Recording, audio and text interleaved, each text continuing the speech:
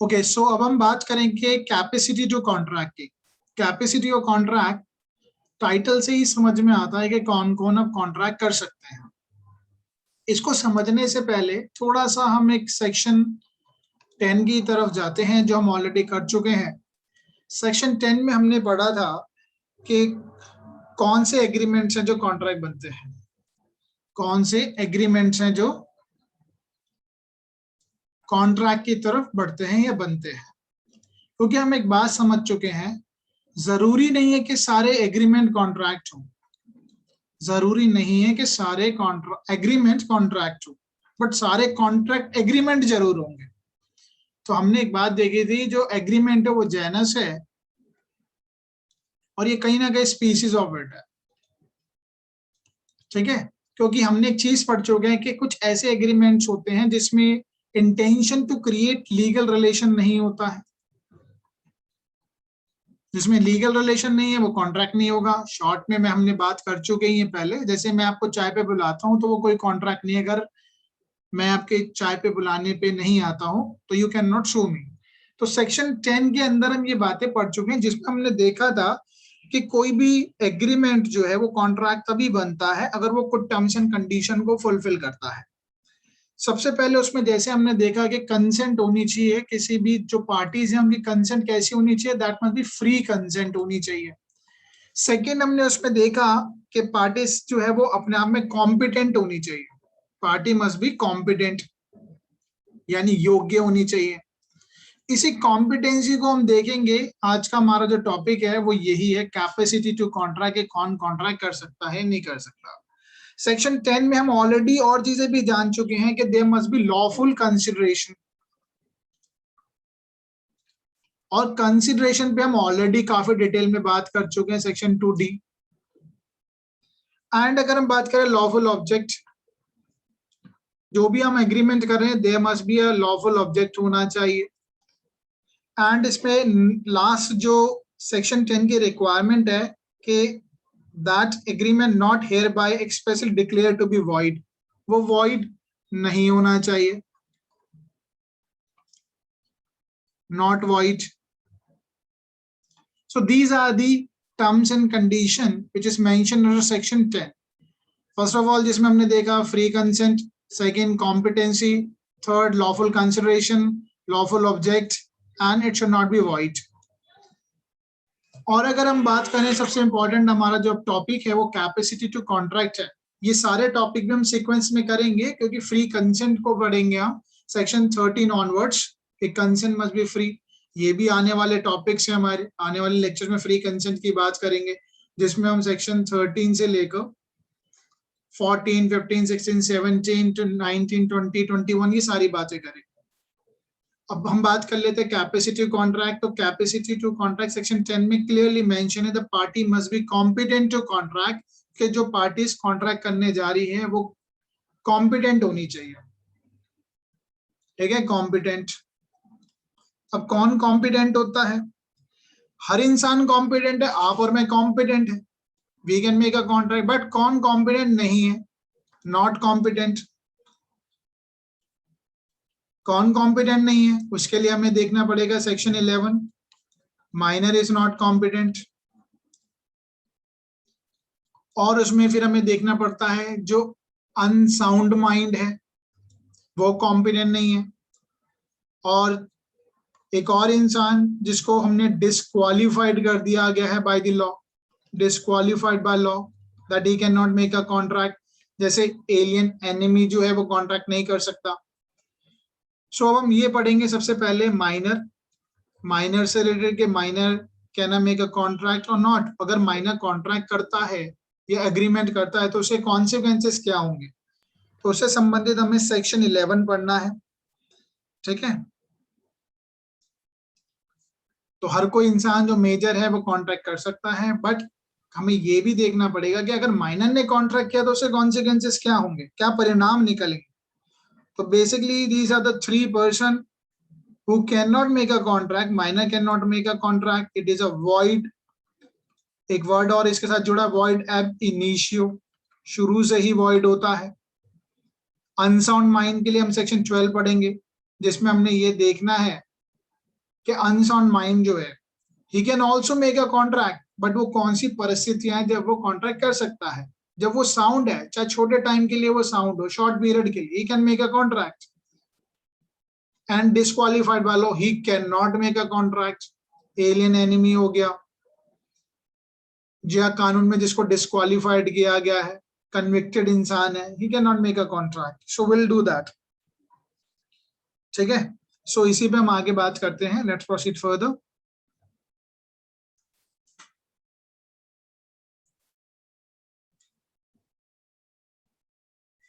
अब हम माइनर का ही टॉपिक है, क्योंकि माइनर को ही कॉन्सेप्ट को हमने डिटेल में समझना है. माइनर से संबंधित हम सेक्शन 11 देखेंगे. सो माइनर कौन है? आज पर दी मेजोरिटी एक्ट भी जो है, उसमें जो एज है, the person who is below 18 years is a minor.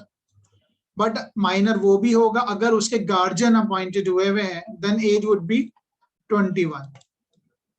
If the guardian is appointed, guardian appointed हुए. अब इसमें बहुत सारी चीजें, गार्जियन अपॉइंटेड बाय कोर्ट है, ठीक है, वो अपने अपने पर्सनल लॉज पर डिपेंड करता है. Guardian appointed by law, customary guardian, डीजर guardian, वो सारी चीजें, वो एक डिफरेंट कॉन्सेप्ट है. बट अगर गार्जियन अपॉइंटेड है तो माइनॉरिटी की जो एज होगी वो 21 साल हो जाती है.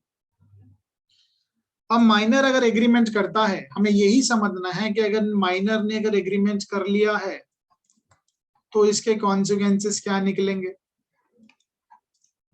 क्या वो वॉइड है या वॉइडेबल है या वैलिड है. इसमें कंडीशन जो है, इंग्लैंड की इंग्लिश लॉ क्या कहता है, इंडियन लॉ क्या कहता है. अगर माइनर ने फ्रॉड किया है, माइनर ने फ्रॉड करके कुछ पैसा ले लिया है, कैन इट बी रेस्टिट्यूटेड, वापस लिया जा सकता है. Can it be restituted. ठीक है, तो ये सारी चीजें हमने समझनी है. और भी हम डिटेल में इसमें क्या क्या जानेंगे. जैसे माइनर है, माइनर अगर मेजर होने के बाद अगर कोई प्रॉमिस करता है for the act of the person जिसने पास्ट में वॉलेंटरी सर्विसेज दी थी माइनर को, क्या मेजॉरिटी होने के बाद, इन माइनर जो मेजर होने के बाद अगर प्रॉमिस करता है कि जो पास्ट में आपने मेरे लिए किया मैं आपको पे करूंगा. हम इस दायरे को भी समझेंगे. लीडिंग केसेस हैं वो समझेंगे माइनॉरिटी से लिए, क्योंकि इस पे एक मीन्स का क्वेश्चन आता है आपका, बहुत फुल फ्लेज मीन्स का क्वेश्चन बनता है. कुछ प्रोविजन हमारे इंडियन कॉन्ट्रैक्ट एक्ट में तो देखो सेक्शन 11 तो लिखा ही है, बट इसके अलावा हम स्पेसिफिक रिलीफ एक्ट से संबंधित जो प्रोविजन है, सेक्शन 33 एट प्रेजेंट 1963 का जो एक्ट है वो पढ़ेंगे. और इससे पहले स्पेसिफिक रिलीफ एक्ट 1877 भी था, वो भी पढ़ेंगे. ठीक है, क्योंकि जब हम लीडिंग केस लॉ पढ़ेंगे तो उन केसेस का, उन सेक्शंस का, उन केसेस में इन सेक्शंस का जिक्र किया गया है. अगर आपको ये सेक्शन समझ में आ जाएंगे, then only you would be able to having a grasping और detailed knowledge of the law of the concept of minority, कि whether the minor can make a agreement और कॉन्ट्रैक्ट और नॉट. तो इसी दायरे को ध्यान में रखते हुए हम आगे चलते हैं. ठीक है, सबसे पहले हम देख लेते हैं कि इसका नेचर क्या है और इसका क्या प्रभाव पड़ता है अगर माइनर कोई एग्रीमेंट करता है. उसके लिए पहले एक बार हम सेक्शन 11 को भी देख लेते हैं. ठीक है, अब एक चीज हम समझेंगे. देखिए, अगर आप सेक्शन 10 और 11 को हमने पढ़ा, अभी तो मैंने आपके सामने सेक्शन 10 की बात की, और सेक्शन 11 जो डायरेक्टली माइनर से डील करता है. अब आप मुझे बताइए क्या सेक्शन 11, चलो एक बार मैं आपके लिए पढ़ लेता हूँ सेक्शन 11 और आप भी पढ़िए. Who are competent to contract, कौन है कॉम्पिटेंट टू कॉन्ट्रैक्ट. सेक्शन 11 कहता है every person is competent to contract. आप और मैं, हम कॉन्ट्रैक्ट कर सकते हैं. Who is age of majority. ठीक है, एवरी पर्सन, बशर्ते कौन होना चाहिए, मेजर होना चाहिए. वो मेजर हम देख चुके हैं, 18 साल से बड़ा हो या 21 साल से बड़ा हो, दो कंडीशन दी. According to law which is subject, कौन सा कानून चलता है मेजोरिटी को देखने के लिए? मेजोरिटी एक्ट, ठीक है, majority act. And who is sound mind? इंसान क्या होना चाहिए? साउंड माइंड होना चाहिए। साउंड माइंड के लिए हम पढ़ते हैं section 12। And not disqualified from contracting by any law to which is subject. यानी हम कौन सा कानून फॉलो करेंगे? हम इंडियन है तो इंडिया का लॉ फॉलो करेंगे, तो वो इंसान इंडियन लॉ के तहत डिस्क्वालिफाइड नहीं होना चाहिए। He must not be disqualified, not disqualified as per the Indian law. So these are the condition that show the competency of the person who can make a contract. कौन कर सकता है, ये बेसिक बात है। अब आप मुझे एक बात बताइए, आप दिमाग लगा के सोच के बताना मुझे कि क्या सेक्शन 11 में कहीं आपने पढ़ा कि माइनर कॉन्ट्रैक्ट इज वॉइड? कहीं आपने पढ़ा? बताइए जरा। कहीं आपने सेक्शन 10 में पढ़ा कि माइनर कॉन्ट्रैक्ट इज वॉइड या वॉइडेबल?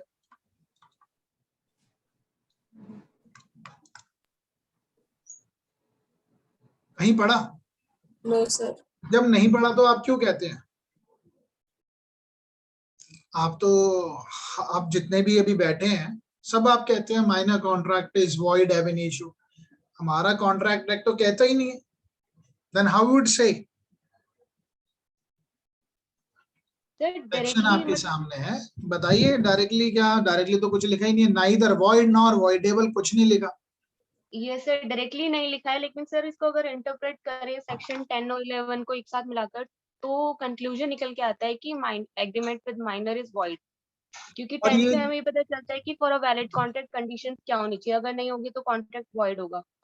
और 11 में कॉम्पिटेंसी एक पॉइंट को लेकर कि कौन कौन कॉम्पिटेंट है कॉन्ट्रैक्ट करने के लिए। तो अगर पर्सन मेजर है तो कॉम्पिटेंट है, माइनर है तो नहीं है, तो सर दोनों को कंबाइन करेंगे तो कंक्लूजन आता है। इस बात का स्पष्टीकरण किस केस में कहा गया है कि भैया माइनर कॉन्ट्रैक्ट है एब्सोल्युटली वॉइड होगा? हाँ जी, ये बात बिल्कुल, ये बात ही क्लियर ही की गई है कि मोरी बीवी वर्सी धर्मोदास घोष के केस में ये बात को क्लियर करा कि Indian contract is not talking about, ये बात ही नहीं करता ना वॉइड की ना वॉइडेबल का। But in the case of मोहरी बीबी वर्सेस धर्मदास घोष, उसी केस में इस बात को क्लियर किया गया। इसलिए हम जैसी सेक्शन 11 पढ़ते हैं मोहरी बीबी की बात याद आ जाती है, ठीक है। लेकिन उससे पहले पढ़ने से पहले हमें बहुत सारी चीजें और भी ध्यान में रखनी पड़ेगी। मोहरी बीवी धर्मदास के जो फैक्ट्स हैं उसको भी ध्यान रखना पड़ेगा। सो यू कैन से, आप अपने आंसर में भी लिख सकते हैं, it is not clearly mentioned under the section 10 और 11. It is neither it's a void nor voidable. However, because of the development of the case laws, particularly in the Mori Bibi Dharmodas case, it was decided that the minor contract is a void from the very beginning. शुरू से ही void है। और ये जो है case को हम पढ़ेंगे ही आगे। अब ये ऐसा क्यों बनाया गया? तो माइनर को कहीं ना कहीं प्रोटेक्शन देने के लिए बनाया गया है कि भैया माइनर के साथ नहीं तो क्या होगा, XYZ इंसान माइनर के साथ कॉन्ट्रैक्ट करेगा। अनस्क्रूपलस पर्सन है इंडिया में या कहीं पे भी, हर कंट्री में होते हैं जो फायदा उठाना चाहते हैं माइनॉरिटी का, कि बच्चा है कॉन्ट्रैक्ट कर लो मुझे फायदा हो जाएगा, ठीक है। तो इसलिए ये लॉ बनाया गया for giving a protection to the minor. Minor को फायदा मिलना चाहिए, माइनर का कोई मिसयूज ना कर ले, ठीक है। और अगर इसमें हमें और भी चीजें क्या देखनी पड़ेगी apart from the case laws only, कि माइनर के लिए अगर फायदे की चीज है, माइनर के बेनिफिट की है, तो क्या कॉन्ट्रैक्ट किया जा सकता है? तो माइनर के बेनिफिट के लिए कॉन्ट्रैक्ट कौन कर सकता है? या तो उसके गार्जियन कर ले, फादर मदर या guardian appointed by the court. So अगर माइनर के फादर, माइनर के बेनिफिट के लिए कोई कॉन्ट्रैक्ट किया गया, that can B enforce.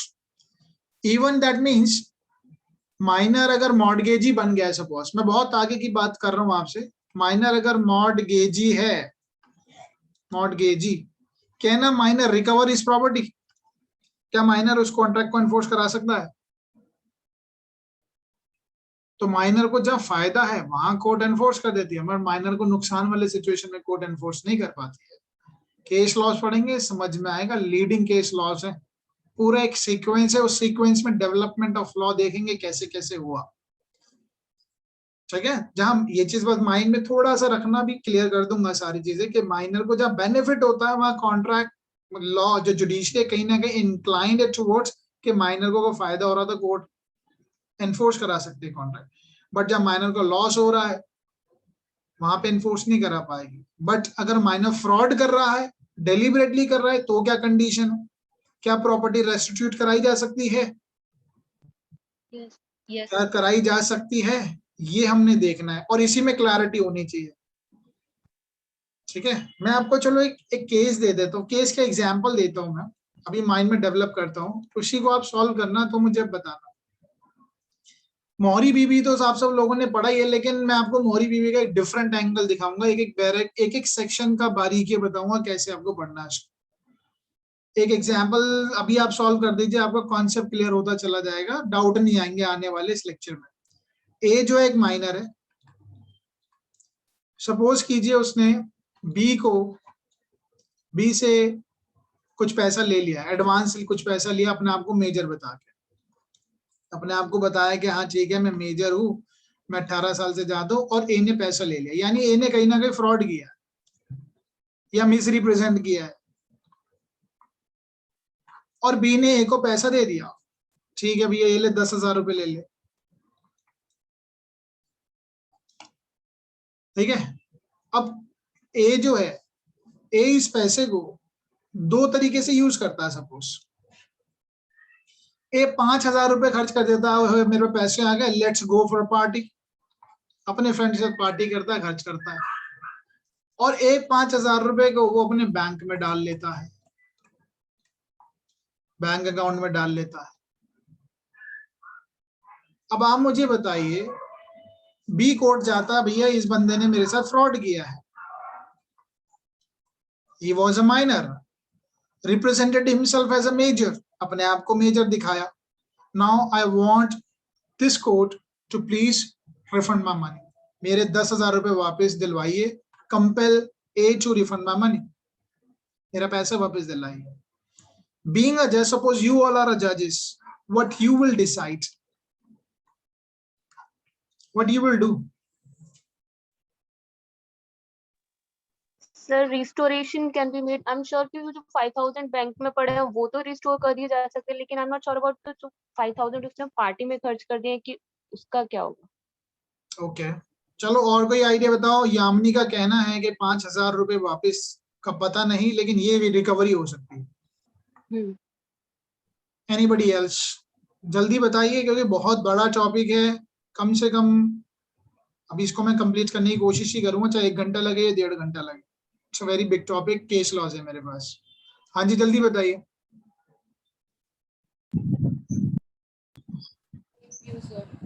Sir जहाँ तक मेरे को पता है, आई थिंक जो रिकवरी वाला जो होता है ना सर, ये कॉन्सेप्ट ये इंग्लिश लॉ में है, इंडियन लॉ में ये नहीं है।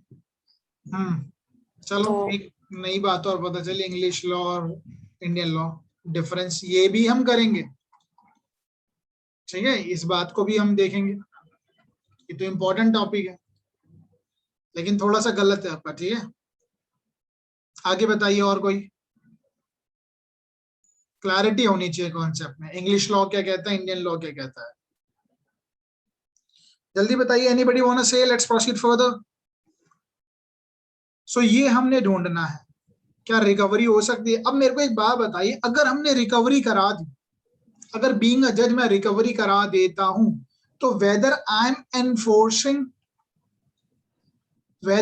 M enforcing void contract, void agreement को मैं क्या एनफोर्स कर रहा हूं या नहीं करवा रहा हूं, जो शून्य है उस चीज को मैं एनफोर्स करा रहा हूं।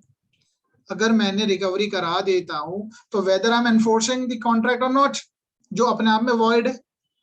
सपोज करो मैं माइनर से पैसा वापस दिलवा देता हूं,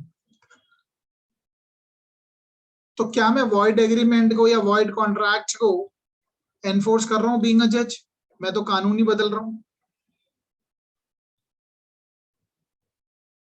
बताइए यस और नो, बताइए पहले, यही तो चीजें समझनी है, यही तो टेक्निकल है। हाँ जी, whether I am enforcing the contract which is void.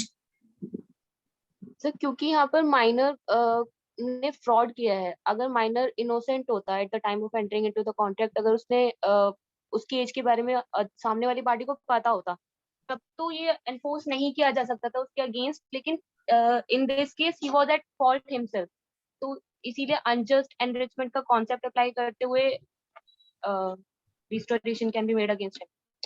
Okay, तो इसी को पे हमारी जजमेंट्स हैं। इसी पे हम पढ़ेंगे मोहरी बीवी वर्सेस धर्मदास घोष, इसी पे पढ़ेंगे खानगुल, फिर इसी पे आगे 1956 के बाद डेवलपमेंट हुई, और इसी के बाद फिर स्पेसिफिक रिलीफ एक्ट।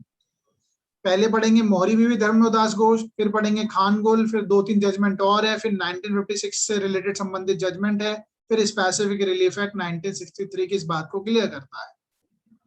अब इस केस पे वापिस आ जाते हैं। ये चीज हमें समझनी, क्या एनफोर्समेंट ऑफ, अगर हम जो कॉन्ट्रैक्ट, अगर हम इसको पैसा वापस दिलाते हैं या कहते हैं कि भाई आपने जो चीज गिरवी रखी थी वो बी को दीजिए, तो वो एनफोर्समेंट हो जाएगा कहीं ना कहीं। तो हमें यही देखना है क्या ये रेस्टिट्यूशन पॉसिबल है या नहीं है। तो हमारे इंडियन कॉन्ट्रैक्ट एक्ट में तो इसका आंसर नहीं है। रेस्टिट्यूशन के लिए हमें सेक्शन 33 देखना है ऑफ स्पेसिफिक रिलीफ एक्ट। ये जो मैंने आपको सिचुएशन दी, इसमें मैं आपको बिल्कुल लेक्चर के लास्ट में लेके जा रहा हूँ, क्योंकि कंक्लूजन यही आने वाला, इसी पर्टिकुलर एग्जाम्पल पे कंक्लूजन है। तो 5,000 रुपए जो इसने खर्च कर दिए हैं, that can not be recovered, that can not be recovered. But the 5,000 rupees in the bank account, जो 5,000 रुपए उसके बैंक अकाउंट में है, दैट कैन बी रिकवर्ड। और या इसने 5,000 रुपए को सपोज कीजिए कुछ प्लॉट खरीद लिया हो, इससे ए को तो जो बच्चा है, जो माइनर, उसको फायदा हो रहा है ना, वो प्लॉट खरीदने से इसने बेनिफिट इन अपनी स्टेट को, अपनी संपत्ति को बढ़ाया, तो दैट कैन बी रिस्टोर्ड। और यामिनी ने एक बात कही थी कि nobody can be enrich at the cost of other, किसी के खर्चे पे कोई और अपने आप को एनरिच नहीं कर सकता। तो ये जो है 5,000 रुपए जो उसने अपनी संपत्ति बढ़ाई, वो संपत्ति रिकवर हो सकती है, because that is a traceable. 5,000 रुपए तो पेट में गए, अब कहां से निकालोगे? बट जो चीज मिल सकती है, रिकवरेबल है, दैट कैन बी डन। और वो भी स्पेसिफिक रिलीफ एक्ट में होगी, क्योंकि 1963 में कानून आने के बाद कहा गया ठीक है रिकवरी उतनी होगी which is giving a benefit to the minor. 5,000 रुपए खा गया वो नहीं मिलेंगे, 5,000 रुपए जो उसने लगाए, बैंक स्टॉक में लगाए। अच्छा एक बात बताओ, सपोज इसने 5,000 रुपए के शेयर खरीद लिए, तब सिचुएशन क्या होगी? और शेयर खरीद लिए और उसमें लॉस हो गया, जीरो पे आ गया वो, can it be recovered? No, now can't be recovered. It can not be recovered. तो अगर हम स्पेसिफिक रिलीफ एक्ट को पढ़ेंगे तो वहां लिखा है बेनिफिट, अगर उसकी स्टेट को बेनिफिट हुआ है then it can be recovered. अब मेरे को शायद किसी स्टूडेंट ने अभी बोला था कि सर इंग्लैंड और इंडिया की कंडीशन अलग है, बिल्कुल अलग है। उसके लिए हम एक लेस्ली का केस पढ़ेंगे, लेस्ली आर लिमिटेड, उस पे पूरा इंग्लिश लॉ बेस्ड। वहां क्या है, वहां ये कहा गया भाई जो अगर जो चीज ट्रेसेबल है, जो चीज ट्रेसेबल है वो रिकवर है, जो चीज ट्रेसेबल है वो रिकवरेबल है। भाई जिसको आप ढूंढ सकते हैं ना, भाई मैंने आपको स्कूटर दिया, आप माइनर है, आपने मुझसे झूठ बोल के स्कूटर ले लिया, भाई स्कूटर तो दिख रहा है ना, मिल जाएगा ना, लिया जा सकता है। क्या पैसे तो पेट में गए, वो कहां से खाया जाएगा अगर आप उस चीज का कुछ एंटरटेनमेंट कर चुके हैं तो इस केस में भी एक आ गया, जो चीज ट्रेसेबल है दैट कैन बी रिकवरेबल। रही बात कैश की, cash is not recoverable as per the Leslie R case, English case, क्योंकि कैश जो है वहां पर, cash why it's not traceable, क्योंकि भैया उसके बैंक में जो पैसा पड़ा पता नहीं किस चीज का है, उसका खुद का है, किसी और का है, क्या वो कैसे ट्रेस होगा? ठीक है, यही सारी चीजों को, यही सारी क्लैरिटी हमें होनी चाहिए इस पर्टिकुलर टॉपिक को समझने के लिए। तो आप इन सब चीजों को ध्यान रखना। Let's proceed further. ठीक है, हाँ जी बताइए, समझ में आया? Yes sir. तो सर अगर सपोज ये केस इंग्लैंड का होता जो आपने सिचुएशन दी है, और एज पर लेस्ली रूल हम अप्लाई करते, तो यहाँ पर जो बैंक अकाउंट में 5,000 है वो भी रिकवर नहीं कर पाता बी। हाँ, नहीं कर पाता। बैंक अकाउंट में 5,000 रुपए नहीं होंगे, बट यहाँ पे रिकवर हो जाएंगे इंडिया में, विच इज ट्रेसेबल। और क्योंकि उसने कहीं ना कहीं उसकी संपत्ति बढ़ गई ना, बैंक अकाउंट में जो पैसा है what is it is asset. Asset होता है ना, पैसा एसेट है या नहीं है? यस। तो वो तो रिकवरेबल है, उसको फायदा हुआ, उसकी संपत्ति 5,000 रुपए बढ़ गई, that can be recoverable. Is that clear? सब बच्चों बताइए जल्दी से, come on tell me fast. यही हमने समझना है। मौरी बीवी धर्मदास को सारे सिंपल से केस हैं। अब लेकिन दायरा ऐसा है, मौरी बीवी धर्मदास केस को शायद इतना डिटेल में आपने शायद नहीं पढ़ा होगा, पढ़ा होगा तो बहुत ही बढ़िया है, ठीक है? वही चीज हमें क्लियर करना है, क्योंकि हमने एक बात पढ़ ली कि सेक्शन ना ही 10 में ना ही सेक्शन 11 में ये क्लियरली मेंशन नहीं है कि माइनर का जो एग्रीमेंट अगर करता है माइनर, वो वॉइड होगा। ये क्लियर कहीं लिखा ही नहीं। इसीलिए हमने पढ़ना पड़ेगा कुछ बेसिक कॉन्सेप्ट्स को, then we would be able to understand. पहले हम पढ़ेंगे मोहरी बीवी धर्मोदास केस से ही ये बात समझ में आई थी, मोहरी बीवी केस, इसको आगे पढ़ेंगे। अभी मोहरी बीवी केस से ही क्लियर हुआ था कि इंडिया में माइनर का जो कॉन्ट्रैक्ट, अगर जो माइनर जो कॉन्ट्रैक्ट करता है, दैट इज अ वॉइड एब इनिशियो। दोनों में बहुत बड़ा फर्क है, वॉइड एब इनिशियो और वॉइड। ये मैं आपको बता चुका, I am not repeating it. Void from the above initio जो शुरू से ही वॉइड है, कुछ चीजें ऐसी जो बाद में वॉइड हो जाती है, जैसे section 56 destruction of a subject matter ही टूट गया, जहां हमारा प्रोग्राम होना था वो वॉइड हो, बाद में वॉइड हो गया, पहले तो वैलिड था। आगे चलते हैं। अब हमें कुछ एरिया है, पहले उनको समझेंगे, then only would be able to explain the leading case laws. The first area is कि क्या आप मुझे बताइए, क्या एस्टॉपल अप्लाई होगा against minor? whether the estoppel would apply against minor. estoppel क्या होता है? estoppel यानी माइनर ने अपने आप को कहा कि मैं मेजर हूं, और उसके बाद उसने किसी से पैसा ले लिया। जिसने पैसा दिया, क्या वो कह सकता है भाई आपने मुझसे पहले ये कहा था, आपने पहले मुझसे ये कहा था, मेजर है, आप अपनी बात से पीछे नहीं हट सकते? That is called estoppel. क्या एस्टॉपल अप्लाई होता है माइनर के खिलाफ? क्या माइनर अपनी बात का ये फायदा उठा सकता है, बाद में अपने डिफेंस में कह सकता है कि मैं तो माइनर था? Tell me fast whether the estoppel rule of estoppel applies against minor और not? No sir, rule of estoppel doesn't apply against minor. Rule of estoppel आप कहाँ पढ़ते हैं? Evidence act. Rule of estoppel जो है section 115 evidence act में है। Evidence act कैसा प्रोविजन है? ये स्पेशल प्रोविजन है, जनरल प्रोविजन है? एविडेंस एक्ट स्पेशल प्रोविजन है या जनरल प्रोविजन है? जल्दी बताइए, come on. General. It is a general provision. आपको कॉन्सेप्ट क्लियर होना चाहिए कि कौन सा लॉ क्या है।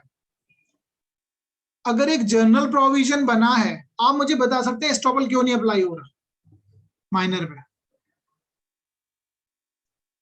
सर अगर हम एस्टॉपल अप्लाई कर देंगे तो वो इनडायरेक्टली हम contract with minor, agreement with minor को एनफोर्स करा रहे हैं। बिल्कुल। और इसके पीछे एक और एंगल भी समझ लेना, बिल्कुल ठीक कहा आपने, कि अगर हम एस्टॉपल अप्लाई कर देंगे, क्योंकि कहीं ना कहीं फिर तो माइनर ने जो कहा, उसने झूठ बोल के कहा कि मैं मेजर हूं, तो हम उसको एनफोर्स करा देंगे कॉन्ट्रैक्ट को जिसके अगेंस्ट उसने कहा होगा। एक और इसका टेक्निकल पॉइंट समझना, सेक्शन 115 जो है इंडियन एविडेंस एक्ट का, वो एस्टॉपल की बात करता है, that is a general rule. But section 11 of Indian contract act is a special law. ठीक है? जनरल रूल प्रिवेल करता है या स्पेशल लॉ प्रिवेल करता है? If there is a conflict, special law prevail करेगा। इसलिए कहा गया है कि एस्टॉपल जो है, माना वो सब पे अप्लाई होता है, बट माइनर पे अप्लाई नहीं होता। There is no estoppel against minor. Is that clear? हाँ जी, Yes, sir. यानी कहने का मतलब है माइनर जो है अपनी बात से मुकर सकता है। हाँ जी, सकता है नहीं सकता है, अपनी बात से मुकर सकता है। क्या वो अपने डिफेंस में ये कह सकता है कि मैं तो माइनर था, I was a minor when I made a contract, so that should not be enforced against me? क्या कह सकता है माइनर? जल्दी बताइए कमान। Yes, sir, कह सकता है अगर उसके इस रिप्रेजेंटेशन पर, किसी ने एक्ट किया, हाँ, ठीक है, तब he can't say. he can say, वो बिल्कुल कह सकता है मैं तो माइनर था, तो यानी वो डिफेंस ले सकता है कि मैं माइनर हूं, उसको डिफेंस मिल जाएगा। तो इसलिए एस्टॉपल अगेंस्ट माइनर अप्लाई नहीं होगा, ठीक है, नो एस्टॉपल अगेंस्ट माइनर। और ये जो बात मैंने आपको बताई स्पेशल लॉ और जनरल लॉ की, ये मैंने नहीं कही, ये केस ने कही है, लीडिंग केस है, लीडिंग केस। केस का नाम है खानगुल वर्सेस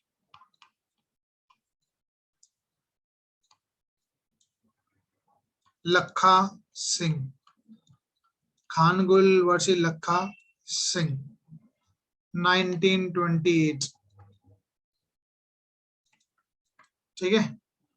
खानगुल वर्सेस लखा सिंह के केस में बात की गई है कि जनरली जो स्पेशल लॉ वो प्रिवेल करता है।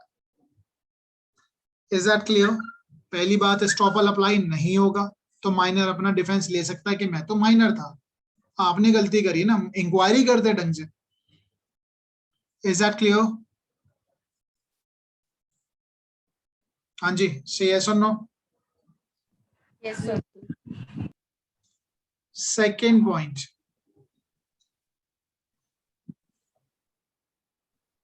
no liability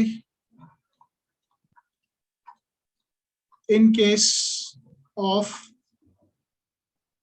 contract.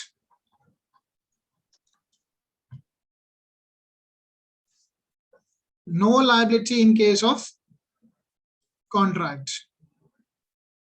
इसका मतलब क्या है?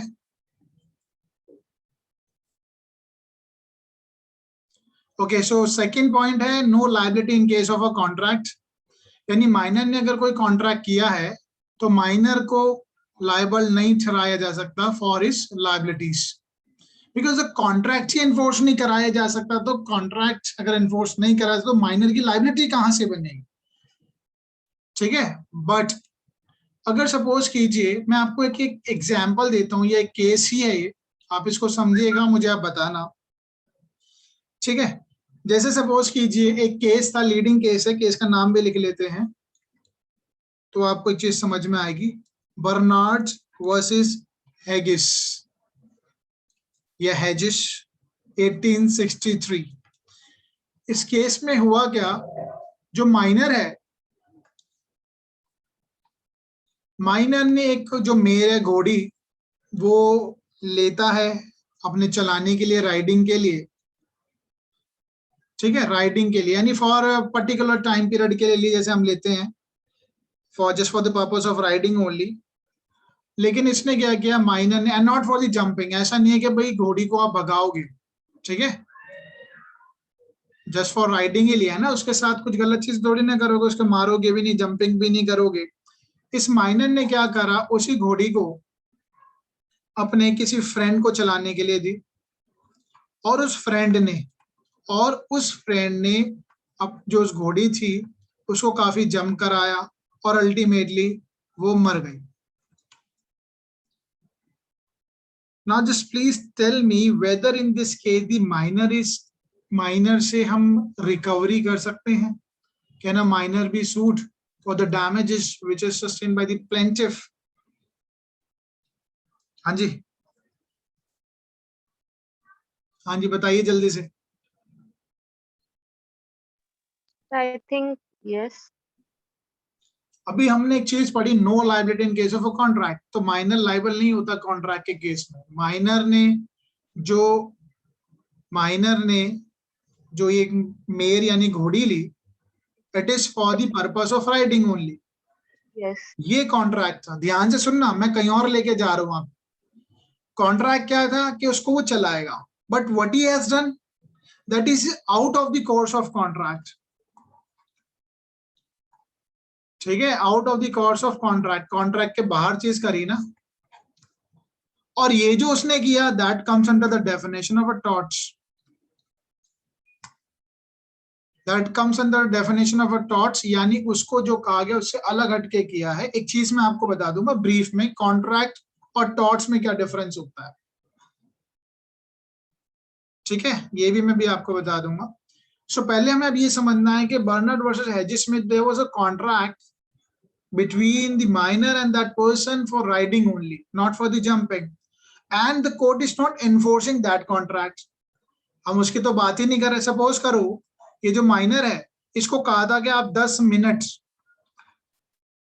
मिनट आप घोड़ी को चलाएंगे, चला सकते हैं, ये आधे घंटे बाद आता है, 30 मिनट्स बाद।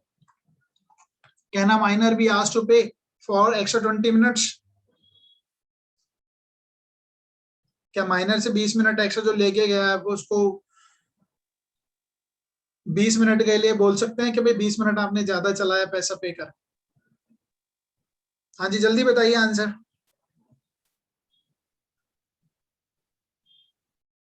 हाँ जी, come on guys, tell me fast. So दोनों केस के फैक्ट्स अलग हैं। हाँ जी बताइए। आई थिंक इस केस में minor can't be compare to play, क्योंकि माइनर ने यहाँ क्या किया, ब्रीच ऑफ कॉन्ट्रैक्ट, हाँ that is a breach of contract. अगर हमने ब्रीच ऑफ कॉन्ट्रैक्ट को एनफोर्स करा दिया तो हम माइनर कॉन्ट्रैक्ट को वैलिड कर रहे हैं, keep it in mind. But यहाँ पर क्या है, एक फ्रेंड्स को हमने, माइनर ने अपने फ्रेंड को घोड़ी दे दी और उसने जंप कराया, मार दी, that is all together different act. That is altogether different act. That means it is an independent act. No contract. हमने उस बात का तो कॉन्ट्रैक्ट किया ही नहीं था, and therefore it comes under definition of a tort. So कहने का मतलब ये, minor cannot be held liable for the liability arises from the contract, but he can be held liable for the tortious liability. Tortious liability arises from tort. Is that clear? हाँ जी, come on say yes or no. Yes sir. मैंने एक आपसे बोला था contract और tort में क्या difference है, आप कहोगे सर कॉडिफाइड है वो अनकॉडिफाइड, ये तो है, ये तो सबको पता है। एक चीज ध्यान सुनना, हर चीज टॉर्ट्स थी, हर चीज, सिविल एक्शन, सिविल रॉन्ग, हर चीज टॉर्ट्स था, जो भी सिविल रॉन्ग होता था वो टॉर्ट्स था। लेकिन जिनको कॉडिफाइड कर दिया गया है अब वो टॉर्ट्स नहीं है, बस इतना सा डिफरेंस है। बात समझ में आ गई? हाँ जी, ये बताइए, इस बात समझ में आई, टॉर्ट और कॉन्ट्रैक्ट में क्या डिफरेंस है? Yes sir. हर चीज जो सिविल रॉन्ग थी वो टॉर्ट ही थी, बट अब क्या है, कुछ चीजों को हमने कॉडिफाइड कर दिया, कॉन्ट्रैक्ट एक्ट बना दिया हमने, पेटेंट लॉ बना दिया। पेटेंट भी क्या, infringement of the patents right, copyright act को इन्फ्रिंज कर दिया हमने, वो बना दिया। जिस चीज को हमने कॉडिफाइड कर दिया वो टॉर्ट के दायरे से बाहर निकल गया, whatever is left that remains the torts, वो टॉर्ट्स रहता है। और जो सिविल रॉन्ग है, एक लाइन में मुझे लगता है कि ये टॉर्ट्स का बहुत क्रिस्टल क्लियर डिफरेंस है, और इसी से आप कॉन्ट्रैक्ट और टॉर्ट्स को, क्राइम को डिफाइन कर सकते हैं। क्लियर है? आगे चलें। Yes sir. Okay. Now the third point is, which we need to understand while understanding the concept of whether the minor can make a contract or not. Doctrine of restitution.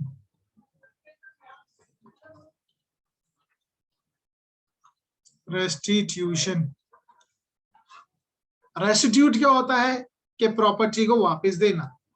हम लोग CPC में भी पढ़ते हैं, section 144 में property रेस्टिट्यूट होती है, पैसा रेस्टिट्यूट होता है। प्रॉपर्टी रेस्टिट्यूट होती है, पैसा रेस्टिट्यूट होता है। सो सेक्शन 144 में भी जिक्र है, हम इसमें डिटेल में नहीं जा रहे, इसको यहीं बंद कर देते हैं इस चैप्टर को।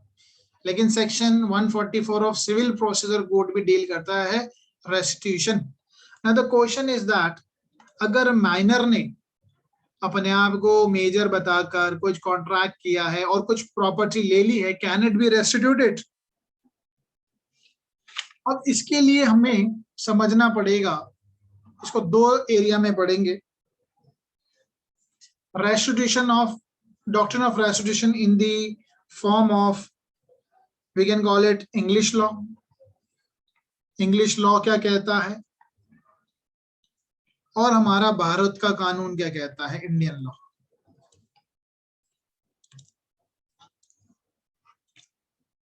डॉक्ट्रिन ऑफ रेस्टिट्यूशन बेसिक सी बात है। डॉक्ट्रिन ऑफ रेस्टिट्यूशन, रेस्टिट्यूशन मतलब किसी के पास अगर मेरी संपत्ति चली गई है और वो is not entitled to keep it, वो उसको रखने के लिए एंटाइटल नहीं है, ही हैज टू रिटर्न, उसे मुझे वापस देनी पड़ेगी। इट इज बेस्ड ऑन एक बेसिक मैक्सिम है, अनजस्ट एनरिचमेंट।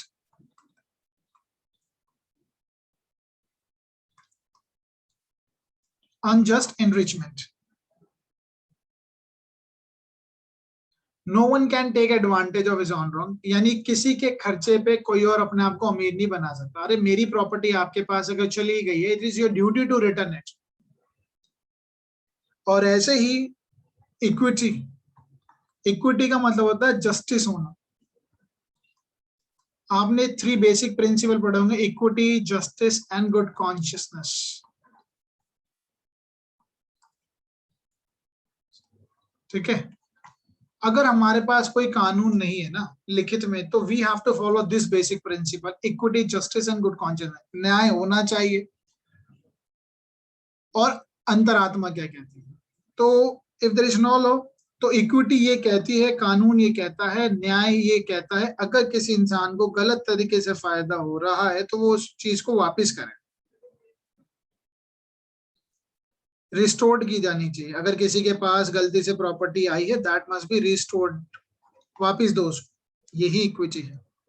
क्वेश्चन ये राइज होता है कि जो बेसिक प्रिंसिपल है डॉक्ट्रिन ऑफ रेस्टिट्यूशन, ये इंग्लिश लॉ में कहां से ड्राइव्ड हुआ? तो ये जो ड्राइव्ड हुआ in English law, it was developed, और you can say derived doctrine of restitution in the case of Leslie R, Leslie R Limited versus Shell। ठीक है, केस है 1914 का, Leslie R limited versus Sheill 1940। पहले हम English law को समझ लेंगे, बहुत सिंपल सा है, 3 ही दायरे हैं इसके। इस केस में इसके पहले फैक्ट्स हम देख लेते हैं, यही लिख लेते हैं, इंग्लैंड इंडियन के लॉ को भी पढ़ लेंगे, पहले फैक्ट्स देख लेते हैं इस केस के क्या थे। इस केस में एक माइनर है, बिल्कुल धर्मोदास गोज जैसा है, मोरी बीवी, लेकिन बच्चे पढ़ते नहीं होंगे इस केस में। इसमें भी एक माइनर ही है। अब माइनर ने क्या करा? माइनर ने अपने आप को धोखा देकर, माइनर तो था, माइनर ने धोखा देकर क्या करा? मनी लेंडर से 400, माइनर ने मनी लेंडर से 400 पाउंड्स ले लिए और अपनी झूठी एज बताई। ठीक है, अपने आप को बड़ा बता के, एडल्ट बताकर उसने 400 पाउंड्स ले लिए। अब क्वेश्चन ये उठा, can it be recovered back? और जबकि ये माइनर जो इन सब पैसों को यूज कर चुका है, खा चुका है, खत्म कर चुका था। Now the question arose whether it can be recovered. Court ने इस केस में कहा कि it cannot be recovered, cannot be restored, it cannot be, उससे पैसा वापस नहीं लिया था। He cannot be compelled to restore the money, he cannot be, because he's a minor, चाहे उसने फ्रॉड करा। ठीक है, इवन दो उसने चाहे फ्रॉड किया।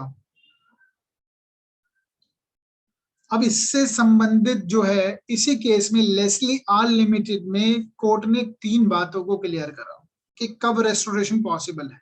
3 प्रोपोजिशन उसने दी। वो 3 प्रोपोजिशन में यहां लिखता हूं, 3 प्रोपोजिशन। पहली प्रोपोजिशन कोर्ट ने क्या दी इसी केस में, देखो रिकवर नहीं करवा पाई कोर्ट भी, कोर्ट ने मना कर दिया अगर हम रिकवर करेंगे तो इन्फोर्समेंट हो जाएगा, ठीक है। लेकिन फिर भी मैं आपको एक बात बताता हूं, हमारे एंसन साहब को हम पढ़ ही रहे हैं कॉन्ट्रैक्ट में, एंसन का तो बहुत औचित्य है। एंसन साहब ने कहा भाई रिकवरेबल होना चाहिए, रिकवर किया जाना चाहिए इफ कैन बी आइडेंटिफाइड। अगर ढूंढी जा सकती है property, it can be identified, then of course it must be recovered. जब तक उसके वो पोजीशन में है, ऐसी संपत्ति अगर जो पोजीशन में है, इट शुड बी रिकवर्ड, एंसन साहब ने कहा, ठीक है। अब लेस्ली आर में 3 प्रोपोजिशन जो रखे गए थे वो बहुत इंपॉर्टेंट है, कहीं ना कहीं इंडियन लॉ को भी इससे हेल्प मिली। वो क्या थे तीनों प्रोपोजिशन? पहला था, आगे ही लिख लेते हैं, चलो यही लिखते हैं इसको। अगर माइनर ने, पहला प्रोपोजिशन, जो प्रॉपर्टी है वो अपने आप को मिस रिप्रेजेंट करके की है, तो प्रॉपर्टी हो या गुड्स हो, देखो कई चीजें हो सकती हैं, प्रॉपर्टी या गुड्स, मिस रिप्रेजेंट करके ली है या फ्रॉड हो सकता है, अपनी एज को छुपाकर उसने ली है, misrepresenting age, then he can be compelled to restore it. उसको कंपेल किया जा सकता है, भैया रिस्टोर कर। वाई? बिकॉज क्यों कंपेल किया जा सकता है? लॉजिक है, हम बात किसी कर रहे हैं प्रॉपर्टी की और गुड्स की, because it is a traceable, क्योंकि जो ढूंढी जा सकती है, पता है भाई, मैंने आपको कहा था, मैंने माइनर ने मेरे को झूठ बोल के स्कूटर ले गया, तो मैं निकलवा लूंगा उससे, भैया स्कूटर तो दिख रहा है ना, ऑनरशिप थोड़ी ना ट्रांसफर हो जाएगी, स्कूटर तो लेके गया, वापस दे मेरा स्कूटर, पैसा खा गया तो वो कहां से देगा। सेकेंड प्रोपोजिशन,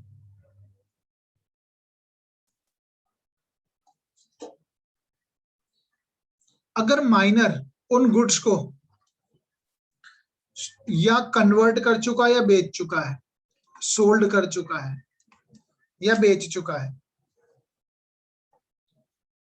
तो अगर वो ये चीज कर चुका है, क्योंकि अब गुड्स ट्रेसेबल नहीं है, बेच चुका है, पैसा आ चुका है, कन्वर्ट कर चुका, नहीं पता लगा, it's not traceable, can it be recovered? क्या उससे उस चीज का वैल्यू यानी पैसा लिया जा सकता है, whatever he has earned because of it?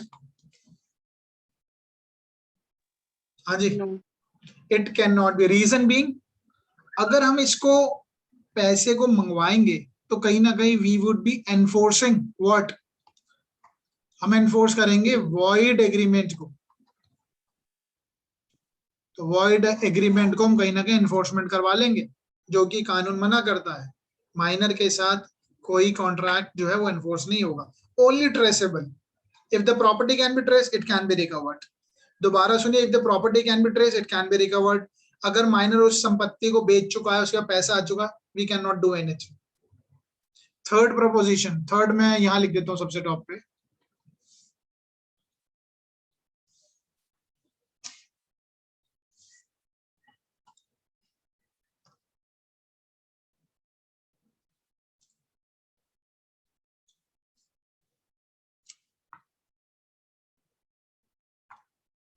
Okay, third proposition यहां लिख देता हूं मैं। थर्ड प्रोपोजिशन क्या कहती है, अगर माइनर ने कैश लिया था, अगर माइनर ने कैश लिया था गुड्स की जगह, अभी हमने दोनों में क्या बात करी, गुड्स और गुड्स, देखो ब्लू पेन से लिखते ज्यादा साफ नजर आएगा आपको। हमने क्या बात करी, यहाँ गुड्स की बात करी, यहाँ भी गुड्स की बात करी। गुड ट्रेसेबल है, मिल जाएगा, गुड ट्रेसेबल नहीं है, बिक चुके, कुछ नहीं मिलेगा। कैश है, कैश तो ट्रेसेबल होता ही नहीं है। हाँ, अगर उसने अकाउंट में डाल दिए तो इंडियन लॉ में रिकवरेबल है, इंग्लिश लॉ में नहीं। तो cash which is not recoverable, cash है, ठीक है, अगर कैश है गुड्स की जगह, तो ये भी, ये नॉट रिकवरेबल होगा। ऐसा क्यों? क्योंकि how you will find out, आप कैसे पता लगाएंगे कि जो कैश है ये आपका ही कैश है या उसका खुद का कैश है? ठीक है, because it is really difficult to find out कि which cash is that you have given, क्योंकि मनी तो ढूंढ पता ही लग सकता ना कि कौन सा पैसा, संपत्ति का तो पता लग जाएगा, स्कूटर गाड़ी आए मेरा है दिख रहा है, क्या पैसे का बता सकते हैं? आप ये कह सकते हैं कि भाई सर मैंने आपको फीस दी और आपने दी, मेरे वाले 500 के नोट ये वाले हैं, ठीक है, तो cash can not B traceable, और इसीलिए कैश के मामले में रेस्टिट्यूशन नहीं हो पाएगा। जबकि इसमें एंसन ने कहा कि भाई ठीक है ट्रेसेबल चीजें हैं तो निकाली जाना चाहिए, आइडेंटिफाइडेबल है, और इसलिए सर इसमें लेकिन सीरियल, सपोज सर किसी ने बैंक से अमाउंट निकाल के दिया तो उसे सीरियल नंबर पता होंगे। अरे इतना कहाँ कौन करता है, सीरियल नंबर पता है तो पैसा तो गया ना, आगे चला गया, तो अब सीरियल नंबर ढूंढने जाएंगे? सपोज उस पर्सन ने अभी उस कैश को यूज नहीं किया है तो till that moment cash is even though still traceable. Not in English law, it can not be recovered. यही तो रूल है, यही तो हमारा डाउट है। लेस्ली में यानी इस केस में कहा गया कैश इज नॉट रिकवरेबल, सिर्फ प्रॉपर्टी ट्रेसेबल रिकवर हो जाएगी, साफ सुथरी बात। इंडियन लॉ में कैश खा गया, पी गया, खर्च कर लिया, नहीं रिकवरेबल है। इंडियन लॉ में कैश बैंक अकाउंट में डाला, रिकवरेबल है। क्लियर है? Yes sir. सर एक बार ये प्रॉपर्टी और गुड्स का एक बार दोबारा बताना, अगर ये ट्रेसेबल है तो फिर रिकवरेबल भी है? इंग्लिश लॉ शॉर्ट में बता देता हूं मैं दोबारा से, देखो ध्यान से समझिए। इंग्लिश लॉ लेस्ली केस, पहला पॉइंट, दूसरा पॉइंट, तीसरा पॉइंट। पहले पॉइंट में गुड्स की बात करी, इसमें भी गुड्स की बात करी, इसमें हमने कैश की बात करी। पहला पॉइंट जिसमें गुड्स की बात करी, गुड्स ट्रेसेबल है, ट्रेसेबल है, गुड नॉट ट्रेसेबल है, गुड्स ट्रेसेबल है, रिकवरी यस बड़ा बड़ा, गुड्स नॉट ट्रेसेबल है, पता नहीं चल रहा गुड्स का, उसने करके कन्वर्ट कर लिया, पैसों में बदल गई, चीज बेच दी, सोल्ड कर दी, ट्रेसेबल नहीं है। रिकवरी होगी? नहीं होगी। Cash no. ठीक है, लिख लो, बस इतनी सी बात है। क्लियर हो गया अर्चना? हाँ जी। Yes sir, yes sir.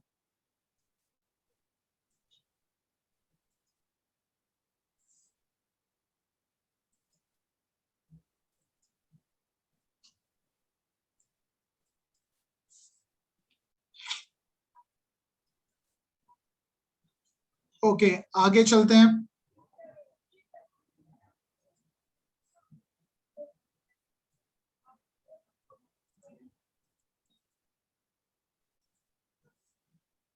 ये सारा नोट कर लिया होगा आप लोगों ने? जी सर।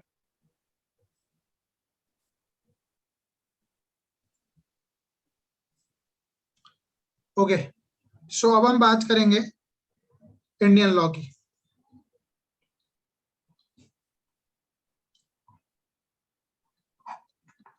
इंडियन लॉ क्या कहता है रेस्टिट्यूशन के मैटर को लेकर? सो कहीं ना कहीं हम इंग्लिश लॉ को फॉलो करते हैं, इंग्लिश लॉ फॉलो कर रहे हैं, बट विथ सम मॉडिफिकेशन। हमने कुछ बदलाव किए हैं, लेकिन छोटे मोटे बदलाव है। जैसे पहला बदलाव आपको क्लियर होगा, कैश के मामले में क्या है, कैश इंग्लिश लॉ में रिकवरेबल नहीं है, एब्सोल्युटली नॉट रिकवरेबल।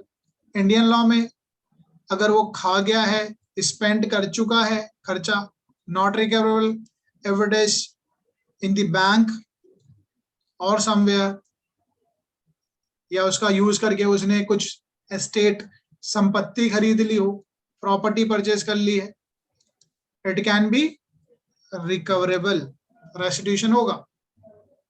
क्लियर है? लिख लीजिए बात। हाँ जी, अब इसी से संबंधित हम केस लॉ करें, और अब ये केस लॉज ही हैं जो आपको पूरा कॉन्सेप्ट क्लियर करते हैं। ठीक है, सबसे पहला केस करेंगे रेस्टिट्यूशन का। देखो बेसिकली क्या है, अगर हम मोहरी बीवी, अब माइनर के एग्रीमेंट को समझने के लिए, माइनर ने जो कॉन्ट्रैक्ट एग्रीमेंट किया है, क्या इसको एनफोर्स किया जा सकता है, नहीं किया जा सकता, इसी से संबंधित हमने केस पढ़ना है। क्या प्रॉपर्टी रेस्टिट्यूट होगी नहीं होगी, अगर माइनर ने डिफ्रॉड कर कर अपने आप को गलत बताकर मिस रिप्रेजेंटेशन देके कुछ पैसा ले लिया है किसी से, कैन इट बी एनफोर्स और नॉट। तो पहला केस हमारा होगा, इससे संबंधित है मोहरी बीवी वर्सेस धर्मोदास घोष। मोहर बीबी वर्सेस धर्मो दास घोष 1903। अब यहां पे इस केस में जो प्लेंटिफ है वो एक माइनर है, एक माइनर है। माइनर ने क्या किया है, अपने घर को मॉर्टगेज किया है टू वन मनी लेंडर। एक मनी लेंडर साहूकार को अपना घर गिरवी रखा है और मनी लेंडर से उसने 20,000 रुपए का लोन पैसा लेने की बात करी, लेकिन अल्टीमेटली इस माइनर को पैसा मिला 10,500 रुपए एडवांस मिला। जब इसको एडवांस की देने की बात चल रही थी तो कहीं ना कहीं जो इसका अटॉर्नी था मनी लेंडर का, he was somehow aware about that he is a minor, उसे पता था ये कहीं ना कहीं माइनर है, even though they advanced it, तो उसने पैसा तब भी दिया। अब जब पैसा दे दिया, controversy I for the enforcement of the mortgage. Mortgage की बात आई कि ठीक है, जो चीज गिरवी रखवाई है उसको एनफोर्स कराया जाए। अल्टीमेटली वो पता है कि वो माइनर होगा नहीं, तो इसने क्या करा, मॉर्टगेजी ने इसने सूट फाइल करा कि मेरे को मेरा पैसा जो है वो वापस दिलवा दीजिए, 10,500 रुपए मुझे वापस करवा दीजिए, रिफंड करवा दीजिए। ठीक है, इसने रिक्वेस्ट करी फॉर रीपेमेंट। हमने 10,500 रुपए दिए हैं, काफी बड़ा अमाउंट है ये, 1903 की बात है। अब इसने जब ये पैसा मांगा तो इसके क्या क्या कंटेंशंस रहे, क्या क्या विवादित मुद्दा रहा, वो हम देख लेते हैं। ये बहुत इंपॉर्टेंट है समझना कि डिफेंडेंट जो है, जब इसने बिकॉज द माइनर ने तो ये कह दिया कि मैं तो माइनर हूं, मैं तो कुछ पे नहीं कर सकता, मैं रिफंड क्यों करूंगा। सो नाउ द कोर्ट के अंदर जब मामला गया तो that was consider first of all क्या क्या कंटेंशन रहे। तो डिफेंडेंट ने पहले ये कहा, आई मीन जो मनी लेंडर है, कि एज पर सेक्शन 64, उसने पहला कंटेंशन सेक्शन 64 को लेके कहा इंडियन कॉन्ट्रैक्ट एक्ट, उसने दूसरा कंटेंशन 65 को लेके कहा, उसने तीसरा कंटेंशन स्पेसिफिक रिलीफ एक्ट के सेक्शन 41 को लेके कहा, जो कि पुराना था 1877 का था। इन तीनों को लेकर उसने बात करी, या तो आप मुझे पैसा दिलवा दीजिए, रिफंड करवा दीजिए, नहीं तो वो, इन्हीं चीजों को उन्होंने कोर्ट में कंटेंशन रखा। तो सबसे पहले मनी लेंडर ने क्या कहा, 64 का, उन्होंने 64 का हवाला देते हुए मनी लेंडर ने कहा कि भाई मुझे या तो, क्योंकि आपने देखा होगा सेक्शन 64 या 65 में बात की गई है रिस्टोर की, कि प्रॉपर्टी जिसके पास गलती से चली गई है वो वापस दे। तो मेरा पैसा अगर वापस चला गया तो you have to return it. Section 64 किससे डील करता है, that is dealing with the voidable contract. Section 65 किससे बात करता है, वॉइड। एक बार मैं आपको सेक्शन 64 65 पढ़ लेता हूं, शॉर्ट में आपको क्लियर हो जाएगा। Section 64, if you would be having a bare act, then you can see consequences of the rescission of a voidable contract. अगर आप voidable contract को खंडित करते हैं, rescission, जब आप voidable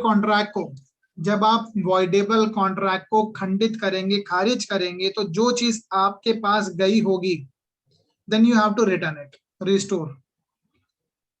तो इसीलिए मनी लेंडर ने कहा भैया वो कॉन्ट्रैक्ट हुआ नहीं है, voidable है, तो आप मुझे मेरा पैसा दिलवा दीजिए। पहली बात सेक्शन 64। सेक्शन 65 में उसने कहा ठीक है, आप एक काम कीजिए, यहाँ पे ऑब्लिगेशन है, यहाँ कर्तव्य बनता है उस इंसान का जिसके पास वॉइड कॉन्ट्रैक्ट में चीज चली गई है, जिसको फायदा हुआ है, वो वापस करे, रिस्टोर करे, वो भी रिस्टोर करे। कोर्ट ने इन दोनों बात को नकार दिया, निगेट किया। वाई? कोर्ट ने क्यों नकारा होगा? कोर्ट ने कहा भैया ये जो कॉन्ट्रैक्ट है, ये जो सेक्शन 64 और 65 है, पहली चीज माइनर के साथ जो एग्रीमेंट है आपका वो तो void from the very beginning है, void from the very beginning. तो सेक्शन 64 में तो वॉइडेबल की बात की तो अप्लाई हो ही नहीं रहा। सेक्शन 65 उसने कहा भाई सेक्शन 65 में मेरे को रिस्टोर कराइए मेरा पैसा। तो ये कहा कोर्ट ने भाई ये तो वॉइड है, और ये वॉइड वो कॉन्ट्रैक्ट है सेक्शन 65 में, वो कॉन्ट्रैक्ट वॉइड है जो पहले वैलिड थे, बाद में वॉइड हो गए। लेकिन जो माइनर के साथ जो कॉन्ट्रैक्ट है वो तो वॉइड फ्रॉम एब इनिशियो होता है। तो दोनों कोर्ट इसके कंटेंशन को कोर्ट ने नकार दिया मनी लेंडर के कि भाई कुछ नहीं मिलेगा, ना सेक्शन 64 अप्लाई हो रहा, ना सेक्शन 65 अप्लाई हो रहा है। क्योंकि ये केस कहाँ का था? प्रीवी काउंसिल ने डिसाइड किया था। प्रीवी काउंसिल ने कहा भाई इंडिया में जो माइनर का जो कॉन्ट्रैक्ट होता है वो शुरू से ही वॉइड माना जाएगा। जो चीज शुरू से ही वॉइड है वो सेक्शन 65 अप्लाई हो ही नहीं सकता। ठीक है। और इसमें थर्ड कंटेंशन क्या रहा?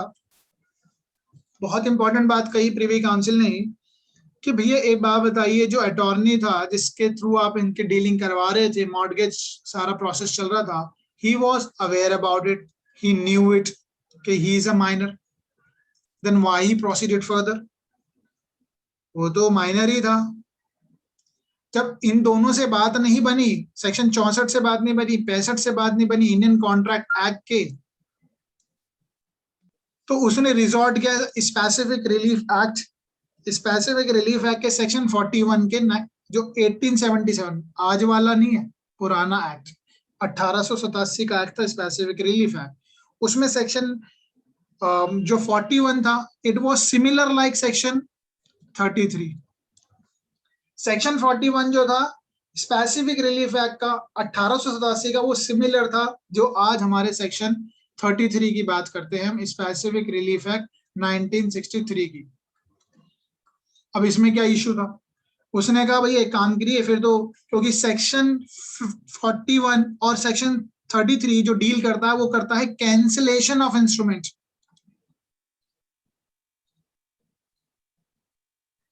और ये कैंसिलेशन ऑफ इंस्ट्रूमेंट क्या होता है? अगर आप स्पेसिफिक रिलीफ एक्ट पढ़ेंगे तो कैंसिलेशन इंस्ट्रूमेंट है जब आपके और मेरे बीच में कोई कॉन्ट्रैक्ट है ही नहीं, तो हमने कुछ डीड बनाई होगी, उस डीड को भी तो खारिज करिए, उस डीड को भी तो कैंसिल करवाइए। पता चला आप और मेरे बीच में कॉन्ट्रैक्ट हुआ और वो कॉन्ट्रैक्ट वॉइड है, और आपने और मेरे बीच में कॉन्ट्रैक्ट हो गया लेकिन प्रॉपर्टी के पेपर रजिस्ट्रार के पास है, तो उसको भी हमें कैंसिल करवाना पड़ता है कि हमारे बीच में जो कॉन्ट्रैक्ट हो जो हम रजिस्टर करा चुके तो उसको कैंसिल करवाइए। और जब कैंसिल करवाएंगे तो जो बेनिफिट आपको पहुंचा होगा वो वापस दीजिए, वो रिस्टोर कीजिए। Are you getting my point? तो उसने कहा भैया मेरे को यहाँ पे दिलवा दीजिए, रिस्टोर करवाइए मेरा पैसा। कोर्ट ने कहा ये तो अप्लाई होता ही नहीं है, it is not apply in the case of cash. ठीक है। और कोर्ट ने ये भी कहा ये तो आपको पता था, ये तो आपको पता था कि आप किससे डील कर रहे हैं, then you can not take advantage. आपने पहले डील कर लिया, फायदा नहीं हो तो वापिस आ रहे।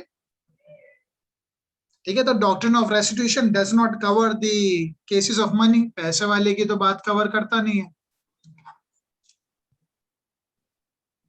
और therefore minor can not ask to repay, minor को पैसा वापस करने के लिए नहीं कहा जा सकता, माइनर रिपे नहीं करेगा। यही चीजें डिसाइड हुई।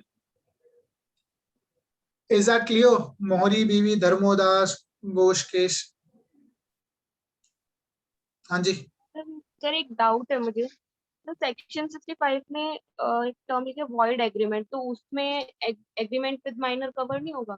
नहीं कवर होगा, 100% नहीं होगा। ठीक है, यही क्लियर हो गई बात। ये मोहरी बीवी में ही कहा है कि वो तो वॉइड है, वॉइड वाले वो वाले वॉइड कॉन्ट्रैक्ट को कवर करता है जो वॉइड बाद में हो गए। क्लियरली लिखा नहीं है, लेकिन इस मौरी बीवी के वास्ते में पता लगा, लिखा नहीं है वहां, ये नहीं लिखा section 65 does not cover section 11, minor का वॉइड वाले नहीं कवर होंगे या होंगे, ऐसा कुछ नहीं लिखा है।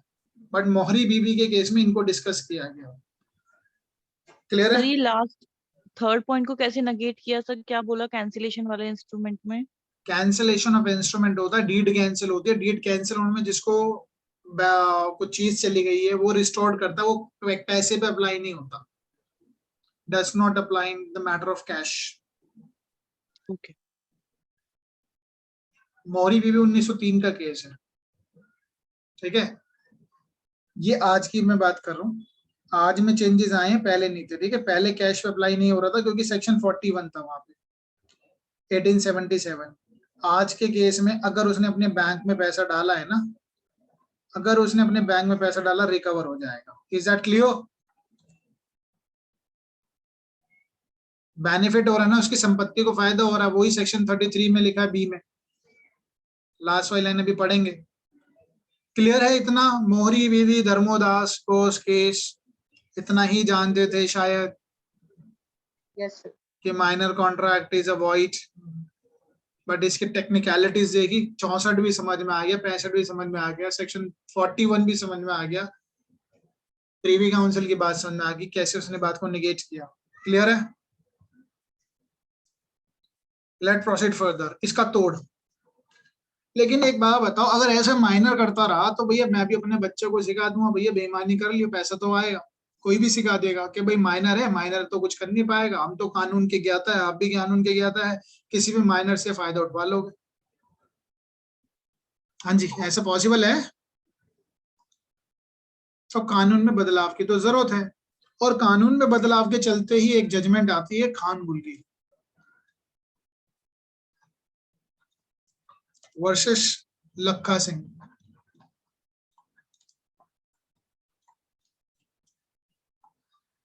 खानगुल वर्सेस लखा सिंह, ये जो केस है इसमें भी सेम से फैक्ट हैं। माइनर फिर पागल बनाता है लोगों को। माइनर ने क्या करा? फ्रॉडुलेंटली अपनी एज को छुपाता है। माइनर एज ही छुपाएगा फर्स्ट ऑफ ऑल,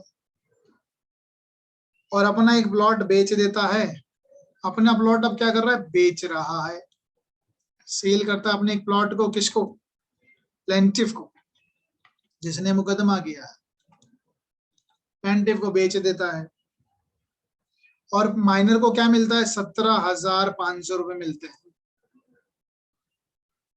और बाद में माइनर अपने करे हुए वादे से मुकर जाता है, रिफ्यूज कर देता है for the performance of the contract. Refuse, perform नहीं करता है अपनी बात जो उसने किया। पहली बात तो कॉन्ट्रैक्ट ही नहीं बना, वो रिफ्यूजेस विद दिस एग्रीमेंट जो उसने एग्री किया, परफॉर्मेंस, ठीक है, परफॉर्म करने से मना कर देता है। जब मना कर देता है तो ऑफ कोर्स ही बात है, plaintiff will approach the court. Plaintiff ने मुकदमा कर दिया माइनर पे। प्लेंटिफ सू माइनर। जब इसने मुकदमा कर दिया माइनर पे, माइनर इसने क्या मुकदमा किया? भैया या तो मेरा, प्लेंटिफ ने मुकदमा करा, या तो मेरा पैसा वापस दे, मेरा 17,500 रुपए वापस दे, नहीं तो ये जो मॉर्टगेज है इसको एनफोर्स करवाइए। ठीक है, या तो परफॉर्म करे कॉन्ट्रैक्ट को, या तो परफॉर्म करो या मुझे पैसा वापस, दो में से एक चीज करो। माइनर कहता है नहीं मैं तो माइनर हूं। माइनर ने अपने डिफेंस में कहा मैं तो माइनर हूं, मैं कुछ नहीं कर सकता, मैं तो फायदा ले रहा हूं इस चीज का। अब यहाँ पर इशू अराइज होता है, कैन इट बी रिकवर्ड? क्या ये 17,500 वापस किए जा सकते हैं? क्या ये जिस कॉन्ट्रैक्ट को परफॉर्म करने के लिए कहा जा सकता है माइनर को?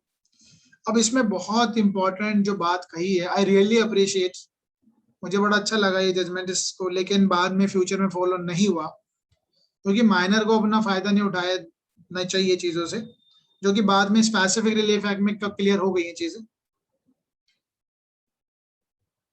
तो कंट्रोवर्सी क्या है इस केस में? कोर्ट ने रिफंड के लिए बोल दिया। कोर्ट ने कहा रिफंड करो, कोर्ट ने कहा रिफंड दीजिए।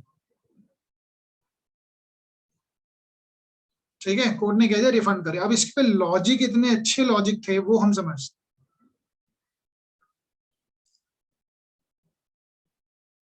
चीफ जस्टिस उस वक्त थे, इनका व्यू जरूर लिखना, सर शादीलाल।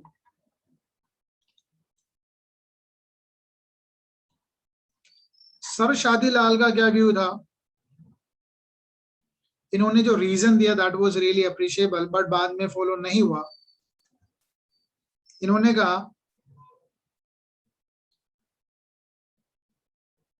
कि जो माइनर है, माइनर अपने ही फ्रॉड का फायदा नहीं उठा सकता। Minor can not take advantage of his own wrong. पहले खुद फ्रॉड कर रहा है, उसके बाद एडवांटेज उठा रहा है। सो कानून ऐसा नहीं होना चाहिए जो किसी चीज को फायदा देता हो, गलत चीज को। ठीक है, उसने फॉल्स एज दी, उसने झूठी एज बताई अपने आप को और उसके बाद फायदा उठा रहा है। और इक्विटेबल क्या प्रिंसिपल कहता है कि न्याय होना चाहिए। इक्विटेबल प्रिंसिपल ये कहता है कि जस्टिस होना चाहिए। कुछ और व्यू भी इसमें आया कि अगर हम माइनर को पैसा रिफंड करने के लिए कह देंगे तो कहीं ना कहीं हम कॉन्ट्रैक्ट को एनफोर्स कर रहे हैं। तो बहुत ही क्लियर बात इन्होंने कही चीफ जस्टिस शादीलाल ने कि आप इसको एनफोर्समेंट के पॉइंट ऑफ व्यू से ना देखें। You don't need to see it for the enforcement, आप इसको रेस्टिट्यूशन के पॉइंट ऑफ व्यू से देखें और इसको इक्विटेबल प्रिंसिपल के पॉइंट ऑफ व्यू से देखें। इक्विटेबल प्रिंसिपल क्या होता है? Whosoever is coming before the court come with clean hand. Equity, न्याय होना चाहिए, जस्टिस होना चाहिए। उन्होंने कहा इस पॉइंट से देखिए ना आप इसको, इसलिए हम रिफंड करवाएंगे। इक्विटेबल जुरिसडिक्शन है, इक्विटी होना चाहिए। जब कोई कोर्ट के पास कोई कानून नहीं तो इक्विटी आगे आता है, जस्टिस आगे आता है, न्याय होना चाहिए। न्याय ये कहता है भाई हमने 17,500 रुपए झूठ बोल के लिए वापस करें। It is a very beautifully judgment, but later on आगे के केस में ये फॉलो हुई नहीं। In the case of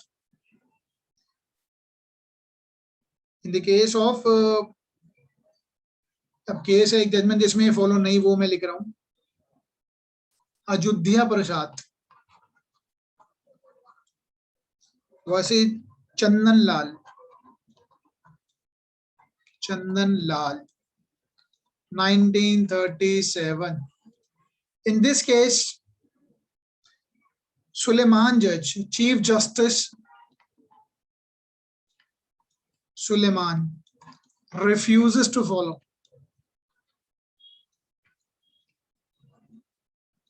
Judgment of Khanbul.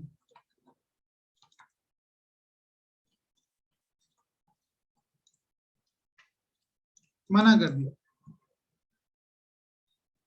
And his lordship fell, मतलब चीफ जस्टिस साहब को लगा हम वो प्रिंसिपल फॉलो करेंगे which was followed in Leslie case, no restitution. Minor से रेस्टिट्यूशन नहीं कराया जा सकता, अगर करवाएंगे तो कहीं ना कहीं फिर एनफोर्स कर रहे हैं। बट हाँ, अगर ट्रेसेबल है तो ठीक है। ट्रेसेबल है तो ठीक है, नहीं तो नहीं। मतलब पैसा है, खा गया। तो खानगुल की जो जजमेंट थी उसको फॉलो नहीं किया, रिफ्यूज कर दिया गया कि पैसा रिकवर नहीं हो पाया। ठीक है, और अब इसका last leg of the lecture इसी में बात कर लेते हैं।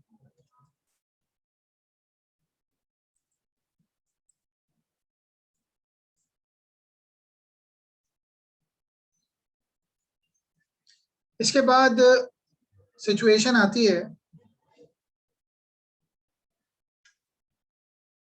इन द केस ऑफ गोकड़ा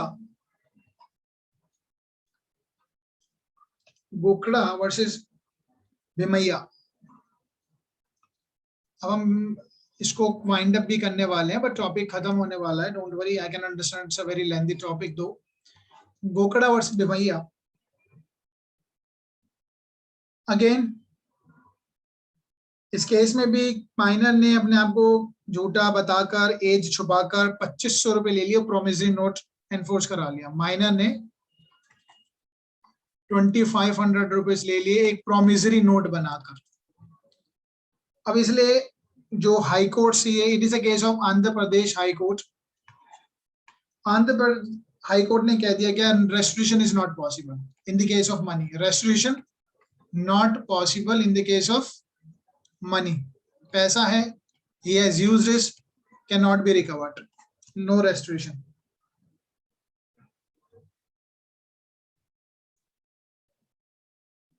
ठीक है,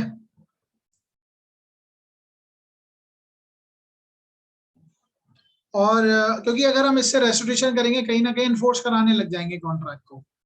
लास्ट में एक लेटेस्ट डेवलपमेंट जो हुई वो हुई स्पेसिफिक रिलीफ एक्ट.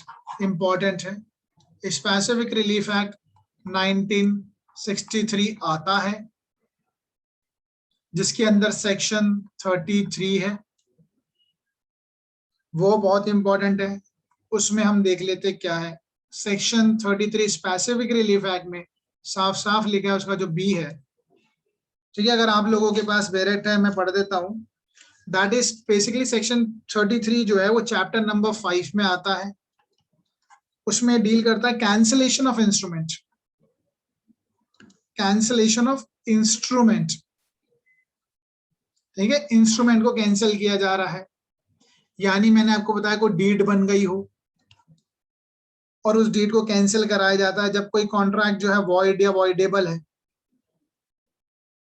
जब चीज कोई वॉइड है या वॉइडेबल है तो वो जो डीड है उसको कैंसिल से संबंधित ये सेक्शन 31 से लेकर 33 तक है. ठीक है, ये जो चैप्टर है 31 से 33 तक कैंसिलेशन का है. अभी हम बात करें सिर्फ माइनर का, तो उसी पे बात करते हैं. तो सेक्शन 33 में पावर है कोर्ट के पास to require benefit to be restored, कि बेनिफिट जो हुआ है वो रिस्टोर किए जाए. अब जैसे जिसके पास पैसा चला गया, माइनर है या प्रॉपर्टी चली गई है, उसको रिस्टोर कराया जाए. उसी के लिए हम पढ़ेंगे माइनर. माइनर का इसके लिए हम पढ़ते हैं सेक्शन 33. सेक्शन 33 का 2 का बी, सेक्शन 33 का 2 का बी, ये इंपॉर्टेंट है. यहां क्या लिखा है कि जहां पर अगर कॉन्ट्रैक्ट सपोज करो, क्योंकि यहाँ पर सेक्शन 11 का रेफरेंस लिखा है. सेक्शन 11 में कॉन्ट्रैक्ट हमेशा वॉइड होता है from the very beginning. Indian contract act में हम पढ़ा है, डायरेक्ट नहीं लिखा, लेकिन मौरी बीवी धर्मोदास केस से ये समझ में आ गया कि माइनर कॉन्ट्रैक्ट वॉइड होता है. तो ये कहता है section that the agreement sought to be enforce against him in the suit is void by reason of his not having been competent to contract. क्योंकि माइनर कॉम्पिटेंट नहीं है इसलिए वो void होगा as per section 11 of Indian Contract Act. Court में, लेकिन court क्या कर सकती है, कोर्ट चाहे तो, कोर्ट वर्ड यूज हुआ है may, if the defendant has received any benefit. Defendant minor कौन है? अगर डिफेंडेंट को कोई बेनिफिट हुआ है, डिफेंडेंट है माइनर. यहां पर अगर माइनर को कोई बेनिफिट हुआ under the agreement from the other party requiring him to store, restore, वापिस करे, माइनर वापिस करेगा. क्या वापिस करेगा? As far as may be such benefit to that party. उसको कितना फायदा हुआ है, किस चीज से? टू द एक्सटेंट, उस हद तक, विच ही और हिज स्टेट, विच ही और हिज एस्टेट, संपत्ति जो है उसकी, has benefited thereby, has benefited thereby, उससे कितना फायदा हुआ है. तो कहने का मतलब ये है, अगर माइनर ने अपने आप को फ्रॉड कर कॉन्ट्रैक्ट तो वॉइड है from the very beginning, but अगर उससे उसको फायदा, उसकी संपत्ति में, उसकी प्रॉपर्टी का एनहांसमेंट हुआ है, सपोज करो उसने ये पैसा लेकर जो भी है 10,000 20,000 लेकर किसी प्रॉपर्टी में लगा दिया और प्रॉपर्टी बढ़ जाती है, तो दैट कैन बी रिकवर्ड. जैसे मैंने आपको एक बात और बताई थी, जैसे उसने अपने बैंक में भी अगर पैसा डाल लिया है, बैंक में पैसा डाल लिया है which is traceable, it can be recovered, वापिस आएगी. बट अगर वो खा चुका है, यूज कर चुका है, it can not be recovered. That is the latest position of Indian law. ठीक है, क्योंकि हमें इक्विटी, न्याय भी तो देना है. अब माइनर क्या हो सकता है? माइनर देखो एक चीज और समझ लेते हैं, शॉर्ट में समझ लेते हैं. माइनर ऐसा भी हो सकता है, माइनर प्लेंटिफ है, माइनर डिफेंडेंट है. जब माइनर डिफेंडेंट है या माइनर ने जब कोई कॉन्ट्रैक्ट किया माइनर जब प्लेंटिफ है, माइनर जब सू करने जा रहा है और इसको इससे फायदा मिलने जावा बेनिफिशियरी है, बेनिफिट हो रहा है, डेफिनेटली इसको एनफोर्स कराया जा सकता है if a minor is a beneficiary. अब इस पे हम कल एक लेक्चर लेंगे because it's already been late. थोड़ा सा और एंगल रह गया इसका, माइनर अगर बेनिफिशियरी कॉन्ट्रैक्ट करता है, माइनर किस किस कंडीशन में उसको जो फायदा हो रहा है वो कॉन्ट्रैक्ट कर सकता है, नहीं कर सकता है। माइनर प्लेंटिफ है तो क्या सिचुएशन है, माइनर डिफेंडेंट है तो क्या सिचुएशन है, कुछ बेनिफिशियल कॉन्ट्रैक्ट होते हैं, ठीक है। वो चीजें हम कल समझेंगे। और भी एक दो छोटी सी चीजें हैं वो माइनर से ही संबंधित है। और हमारे इस आज के टॉपिक में अभी और भी चीजें रह गई, जैसे माइनर क्या रेक्टिफाई कर सकता है जो कॉन्ट्रैक्ट उसने जब माइनॉरिटी के टाइम किया था। दो तीन चीजें छोटी छोटी, और उसके बाद फिर क्या अनसाउंड माइंड के बारे में पढ़ेंगे, when he can make a contract, because capacity की बात कर रहे हैं, competency of the making a contract minor नहीं कर सकता, वॉइड होता है। क्या अनसाउंड माइंड कर सकता है वो हम कल देखेंगे कल के लेक्चर में। और the person who has been disqualified, ये हमारा रह गया है, ये कल के लेक्चर में हम कंप्लीट कर लेंगे।